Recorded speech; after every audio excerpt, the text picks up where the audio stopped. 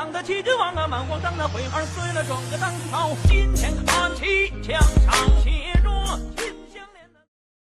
Hi everyone! In this video I want to show you the new improvements that I've made to my favorite build, Vaal Spark. 3.27 brought many changes, but for the most part Vaal Spark wasn't affected by them. This was expected since Vaal Spark is, as for today, a standard-only build and kind of off-meta. But there are new bloodline ascendancies, and oh boy, these brought a big boost to this build.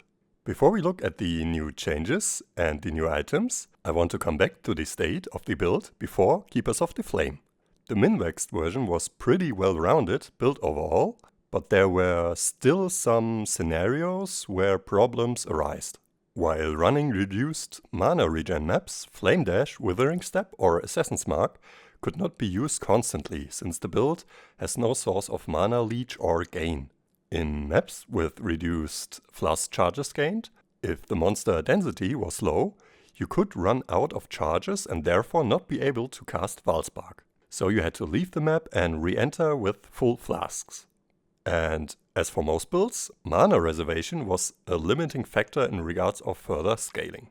So I've cooked and ended up with maybe, just maybe, the most min-maxed version of this build as for today and in 3.27, solving all the problems mentioned. And by the way, also buffed defenses and increased the damage by 20%, which is huge for an already pretty min-maxed build, from 250 million up to 310 million. Sounds good, right? Before we look into the new items, let's focus on the new bloodlines instead. For the most part, I was very disappointed when I saw them out of a perspective of a Vaal Spark player. But with closer inspection there was one note: Hunt Leader. It states, trigger level 20 summon Spectral Tiger on critical strike. With further explanation, Spectral Tigers are minions that die after a set duration. They use physical attacks. Spectral Tigers have a maximum limit of 5, and each Spectral Tiger grants a stackable 25% increased crit chance and 7% increased attack and cast speed, up to 125 increased global crit chance and 35 increased cast speed. This is perfect for Vaal Spark, since crit chance is not capped out at 100% and cast speed is a big damage buff and hard to obtain with this build. But for that, 2 Ascendancy points are needed. To keep the breakpoint for free Vaal Spark usage intact, another source of 5% increased flask effect would be needed though, since by removing these 2 points to spec into Hunt Leader, we would drop below the breakpoint. But look at that. Mana and flask effect. Just 2 points away and we get additional mana for reservation and 20 to strength and int, allowing more tattoos. So now it's shaving time. I've checked all the notes on the tree, on their effectiveness for total DPS and unspec'd crit chance, crit multi, evasion, spell suppress and a power charge, and 30 intelligence, freeing up 10 points. 2 of those are used to spec into mana and flask effect, solving the breakpoint issue and keeping free Vaal Spark usage alive. So the build lost a good portion of DPS and also evasion and gained a DPS boost through the plotline.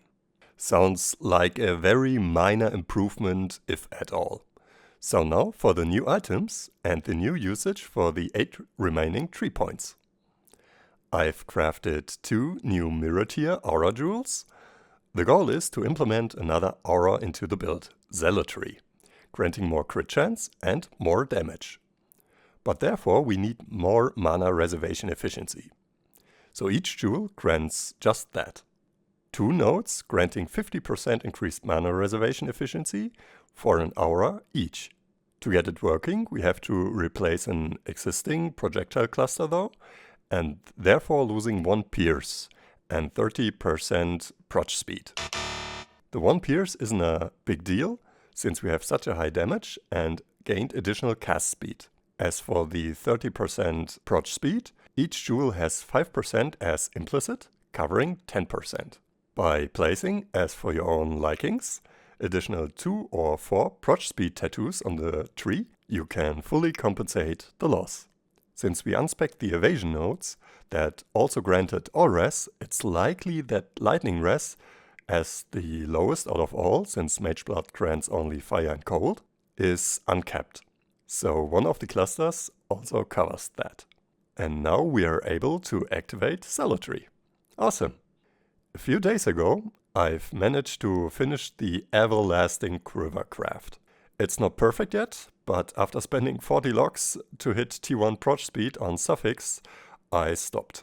I finished the craft, and if the demand is high and my bank fills up again, I can attempt hitting T1 proc speed in the future. But for now, the build has a new best in slot Quiver, granting even more damage as before. To cover the loss of spell suppression on the tree, I've changed the boots to a pair with Legacy Suppress. Some gems also changed. I've kicked out Assassin's Mark, since it's an additional button you have to click, lol. And it just has a high mana cost. The upsides that the new gems bring just outperform this one in my perspective. I've switched Withering Step from the chest into the new free boot slot. Withering Step can now be leveled up, since 3 points on the tree went into Mind Drinker, solving the problem with mana storage. With a new source of mana generation, Inspiration support also had to go.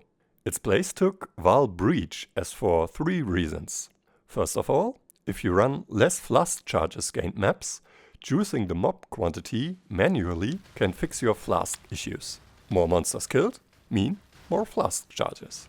Second reason is further survivability. By killing more monsters, you have additional sources of leech, especially in boss fights where no other mobs are present. Since the build is a free Vaal skill build, it's a no-brainer, even though it doesn't use Headhunter. And the third reason is for damage, since with more monsters, our rampage on the bow scales. And of course, Zealotry, as the new chest gem, benefiting from Enlightened and Empowered support. As for the last item, it's the Timeless Jewel Brutal Restrain, which enables us to use Dance with Death. There are only 2 notables in the radius left, which can grant an additional bonus, and here we purely focus on increased aura effect, balancing out the loss of evasion from before and granting a total buff in all areas to this build. Another alternative in regards of jewels I've tested is to use 2 forbidden jewels instead of 2 magic ones. And actually this turned out better than expected. By socketing in Forbidden Flame and Flash, with the Gathering Winds notable, the build can run maps faster and the DPS loss from removing 2 magic jewels isn't that high as I have expected. Since with the more Gale forces through Gathering Winds, the action speed gets above 2, resulting in much higher cast speed. If you look at the numbers in POB, you will see that by losing out on a portion of your ES pool, you can speed up the build quite good. Perfect for low-juiced maps and fast content. As for the regular version, the last thing is to add more global defenses tattoos to the tree, and we're done.